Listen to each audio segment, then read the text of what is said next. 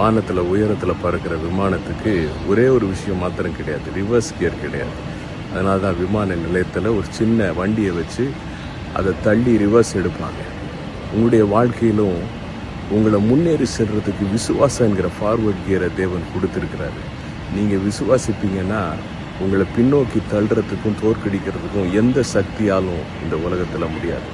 தன் விசுவாசத்தினால நீதிமான் பிழைப்பான். அதனால தான் ஆண்டவர் சொல்கிறார். நாவின் அதிகாரத்தில் தான் மரணமும் ஜீவனும் இருக்குது. அதனால தான் விசுவாச வார்த்தைகளை பேசணும். ஆண்டவர் வார்த்தையை விசுவாசித்து செயல்படணும். மோசே ஒரு சின்ன அவிசுவாசத்தினால அவ்வளவு ராட்சதர்கள் அவர் ஜெயித்திருந்தோம் காணான பார்க்க முடியாமல் போயிடுச்சு. யோசுவாவும் காலேபும் விசுவாசிச்சாங்க. பாலும் தேனும் ஓடுகிற தேசத்தை சுதந்திரிச்சாங்க. உங்களுக்கு தேவன் கொடுத்திருக்கிற விசுவாசத்தினால வார்த்தையை விசுவாசிங்க, வார்த்தையை அறிக்கை செய்யுங்க, விசுவாசித்து முன்னே செல்லுங்க, உயர பறங்க, தேவ திட்டங்களை சுதந்திரிங்க. God bless you.